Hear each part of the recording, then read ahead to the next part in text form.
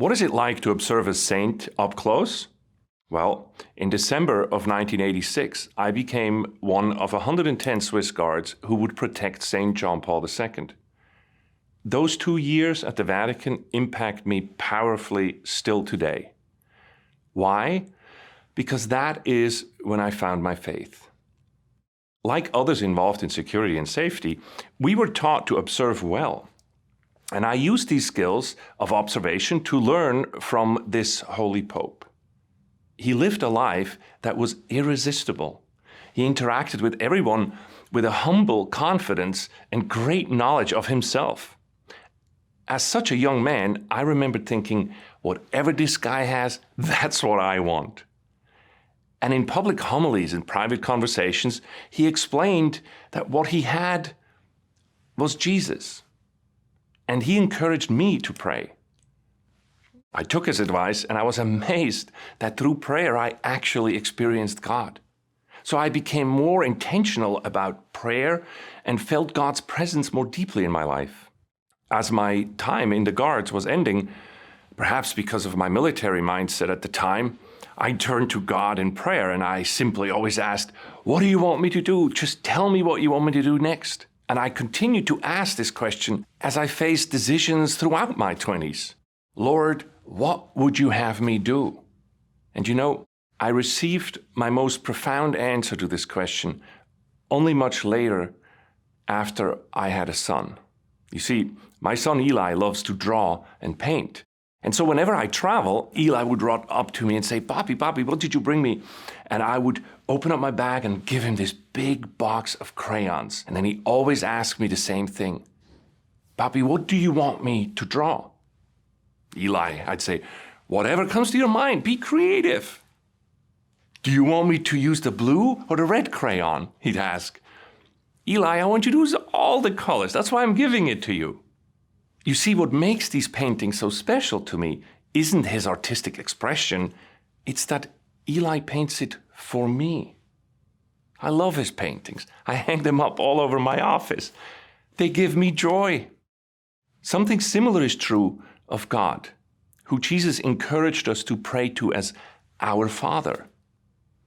And like a loving Father, God, our Heavenly Father, delights when we put His gifts, our talents, to good use, and that we do so and live our lives for Him. At birth and through your life, God gives you many specific gifts, opportunities, circumstances, and even challenges. You could say He gives each one of us a box of crayons. For example, I was born into a specific family, to specific parents, and have particular physical and mental attributes.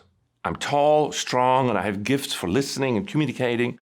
But on the other hand, I kind of struggle with numbers, details, follow through. I can play basketball, but I'm horrible at mini golf. I was born in an exact geographic location, in a small village in Switzerland near the end of the 20th century. The implementation of Vatican II, the end of the Cold War, the technology revolution were all important moments that fell in the time span of my life. All these were like colors in my box of crayons. What are your crayons? Throughout my lifetime, I kept begging God for direct orders. What do you want me to do? Which gifts of these colors do you want me to use? All the Lord asked of me was to order my life and then choose freely myself, using everything He has given me. John Paul's favorite advice to his spiritual directees, after helping them clarify certain choices before them, was to always say, you get to decide. And just as with my son Eli and the box of crayons I gave him, the interesting question for you is not primarily what you will do, but whom you will do it for. Today, there are so many needs for leadership and action in our church, in our communities across America. My hope is that this message might inspire you to pick one or two needs and then get involved in making something or someone better. It is my hope and prayer for all of us that at our last breath, when we come before God, that with Jesus, we each can say, Into your hands, Lord, I give this painting that is my life.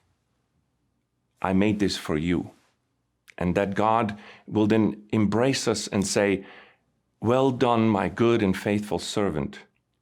Welcome into your Father's joy.